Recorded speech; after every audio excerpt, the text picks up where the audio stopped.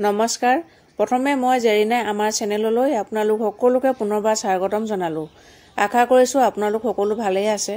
আজি বেঙেনা পোৰা পিটিকাৰ ৰেচিপি এটা লৈ আগবাঢ়িছোঁ। এতিয়া উইণ্টাৰ ছিজন, সেয়েহে চাগৈ ঘৰে ঘৰে জুই জ্বলিছেই। অৱশ্যে এইটো আপোনালোকে গেছতো বনাব পাৰিব, কিন্তু এটা কথা সঁচা যে গেছতকৈ জুইত পুৰিলে যিটো টেষ্ট পাব আন ক'তোৱে নাপায়। সেইকাৰণে কৈছোঁ এতিয়া উইণ্টাৰ ছিজনৰ ৰেচিপি বুলি। নিশ্চয় এবাৰ ট্ৰাই কৰি চাব আৰু কেনে পালে মোক জনাবলৈ নাপাহৰিব। আপোনালোকে জনালে মই খুবেই ভাল পাম। তেনেহ'লে আহকচোন, বেছি দেৰি নকৰোঁ, আজি আমি ভিডিঅ'টো আৰম্ভ কৰোঁ। বেঙেনা পোৰা পিটিকা বনাবৰ বাবে মই এটা ডাঙৰ বেঙেনা লৈ লৈছোঁ, এটা বিলাহী লৈছোঁ, 2টা আলু লৈ লৈছোঁ আৰু 3টা কেঁচা জলকীয়া লৈ লৈছোঁ। জলকীয়াৰ পৰিমাণ আপোনালোকে নিজৰ জোখমতে কম বেছিও কৰি ল'ব পাৰে। এতিয়া মই বেঙেনাটো জুইত পুৰি ল'ম। ঠাণ্ডা দিনত চবৰে ঘৰে ঘৰে চাগৈ জুই জ্বলিয়ে থাকে, আমাৰো জ্বলি আছিল, সেয়ে মই জুইতে পুৰিছোঁ। আপোনালোকে গেছতো পুৰিব পাৰে। মই বেঙেনা আৰু বিলাহীটো পুৰি লোৱাৰ আগতে মই পানীত তিয়াই লৈছোঁ।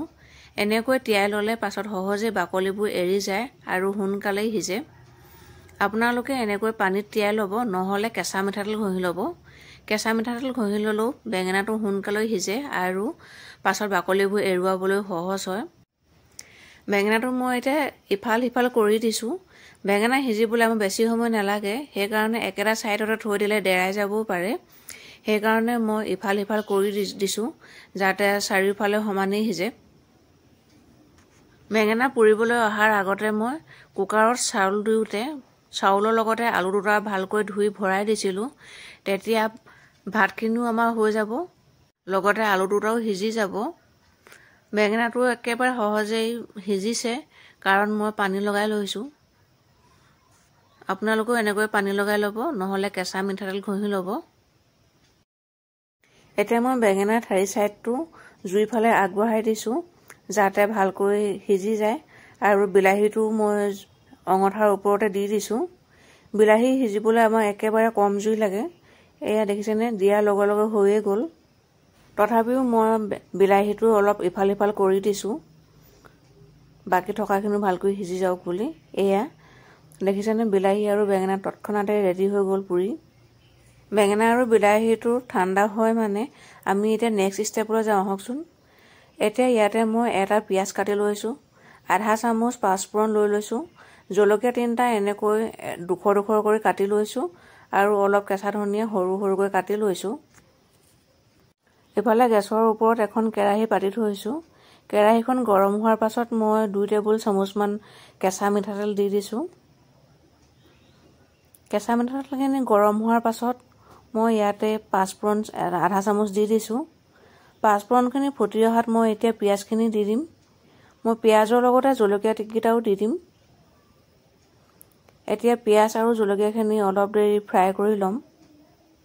একেবাৰে গেছৰ ফ্লেমটো মই ল' কৰি লৈছোঁ, কাৰণ আমাৰ কেৰাহীখন আৰু মিঠাতেলখিনি গৰম হৈয়ে আছিলে। বেছিকৈ ভাজি নল'ব, অলপমান এনেকৈ ৰঙচুৱা পৰালৈ ভাজি ল'ব। এয়া আমাৰ ৰঙচুৱা পৰিলে আৰু মই এতিয়া গেছটো অফ কৰি দিম আৰু এইখিনি এখন প্লেটত নমাই ল'ম। বেঙেনা পোৰা পিটিকা খাই কোনে কোনে ভাল পায় মোক কমেণ্ট কৰি জনাবচোন। এতিয়া বেঙেনা আৰু বিলাহীটো ইতিমধ্যে ঠাণ্ডা হ'ল। এতিয়া মই বাকলি বখলিয়াই ল'ম। দেখিছেনে, মই পানীত তিয়াই লোৱাৰ কাৰণে বেঙেনা বাকলিবোৰ কিমান ধুনীয়াকৈ এৰি আহিছে। মই এনেকৈ বেঙেনা, বিলাহী আৰু আলু 2টাও মই কুকাৰৰ হুইচেল ইতিমধ্যে গৈছে। মই ভাতৰ পৰা আলু 2টা উলিয়াই ল'ম আৰু বাকলি বখলিয়াই ল'ম।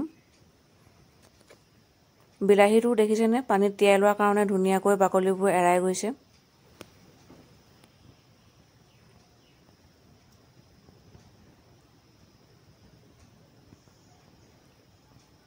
এয়া মোৰ আলু, বেঙেনা আৰু বিলাহী বাকলি বখলিয়াই হৈ গ'ল।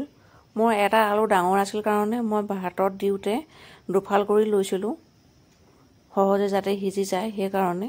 এতিয়া মই হাতেৰে পিটিকা কৰি ল'ম। আপোনালোকে হাতেৰে পিটিকা কৰিবলৈ বেয়া পালে চামুচেও পিটিকা কৰিব পাৰে, কিন্তু হাতেৰে পিটিকা কৰিলে বেছি সুবিধা হয়। এতিয়া মই সৰু সৰুকৈ কাটি ৰখা ধনিয়াখিনিও দি দিছোঁ। লগতে সোৱাদ অনুসৰি সৰু চামুচেৰে এচামুচ নিমখ দি দিম। নিমখৰ পৰিমাণ আপোনালোকে নিজৰ পচন্দৰ মতে লৈ ল'ব। এতিয়া ভালকৈ এবাৰ গোটেইখিনি মিক্স কৰি ল'ম।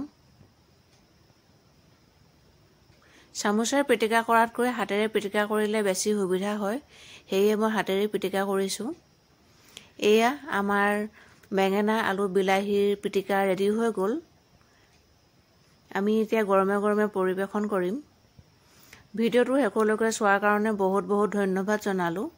আগলৈও এনেকুৱা ভিডিঅ'বোৰ পাই থাকিবৰ কাৰণে মোৰ চেনেলটো ছাবস্ক্ৰাইব কৰি দিব নিশ্চয়, আৰু কাষতে থকা বেল আইকনটো প্ৰেছ কৰি দিব। তেতিয়াহে আহিবলগীয়া প্ৰত্যেকটো ভিডিঅ'ৰ নটিফিকেশ্যনবিলাক আপোনালোকে আগতীয়াকৈ পাই থাকিব। আকৌ এটা নতুন ৰেচিপিৰ সৈতে আপোনালোকৰ লগত আকৌ কথা পাতিম। তেতিয়ালৈকে সকলোবোৰ ভালে থাকক, সুস্থ থাকক। আজিলৈ আহিছোঁ।